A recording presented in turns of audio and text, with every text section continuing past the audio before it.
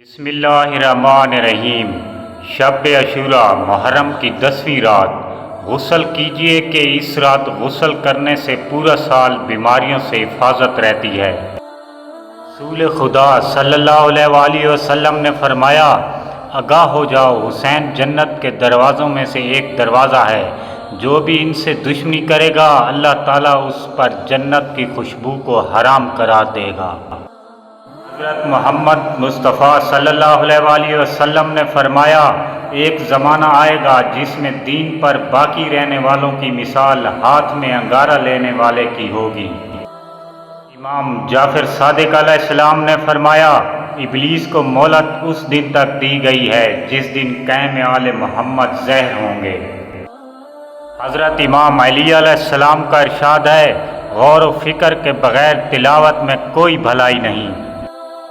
حضرت صاحب الزمان الاجل الشریف کا ارشاد گرامی ہے، یقیناً میں زمین پر بسنے والی موجودات کے لیے امان ہوں، جیسے کہ اہل آسمان کے لیے ستارے امان ہیں۔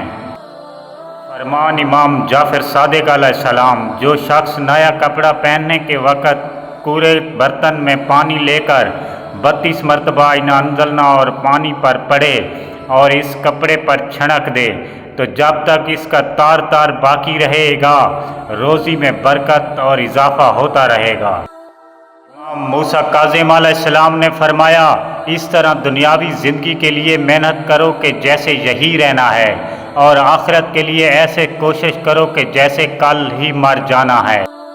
مولا علی علیہ السلام نے فرمایا، اگر میں چاہوں تو 70 اونٹوں کے وزن کے برابر سورۃ فاتحہ کی تفسیر بیان کر سکتا ہوں۔ امام علی علیہ السلام نے فرمایا، جو اپنے غصہ پر قابو پا لیتا ہے وہ شیطان پر کامیاب ہو جاتا ہے، اور غصہ جس پر قابو پا لیتا ہے اس پر شیطان کامیاب ہو جاتا ہے۔ حضرت امام علی علیہ السلام نے فرمایا، بہت زیادہ احساس کرنے سے عمر بڑھتی ہے اور شہرت ملتی ہے۔ فرمان مولا علی علیہ السلام، جو تمہارے بارے میں اچھا خیال رکھتا ہو اس کے خیال کو سچا کر کے دکھاؤ۔ رات اور دن کے ایک دوسرے کے پیچھے آنے جانے میں اور جو چیزیں اللہ نے آسمان اور زمین میں پیدا کی ہیں ان میں ڈرنے والوں کے لیے نشانیاں ہیں۔ القرآن مجید بار تعالیٰ ہے، یہ ببرکت کتاب ہم نے تمہاری طرف سے اس لیے نازل فرمائی تاکہ یہ لوگ اس کی آیت پر غور کر سکیں اور عقل و فکر رکھنے والے اس سے سبق لیں۔ حسد ایک ایسا زہر ہے جسے انسان خود پیتا ہے اور توقع دوسرے کے مرنے کی کرتا ہے۔ حضرت رسول خدا صلی اللہ علیہ وآلہ وسلم نے فرمایا، شیطان ہمیشہ اکیلے آدمی کے ساتھ ہوتا ہے اور 2 آدمیوں سے بہت دور ہوتا ہے۔ حضرت امام حسین علیہ السلام نے فرمایا، مرد کی غیرت کا اندازہ اس کی عورت کے لباس اور پردے سے لگایا جا سکتا ہے۔ حضرت امام علی علیہ السلام فرماتے ہیں، آنکھ تو چربی سے بنی ہے، اصل دیکھنا روح اور عقل کا کام ہے۔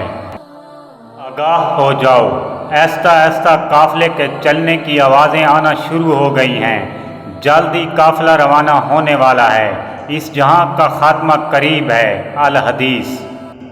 آخر میں گزارش ہے کہ کمنٹس میں اپنے شہر کا نام لکھ دیجیے گا۔ اللہ نگہبان۔ دعا گو ساگر۔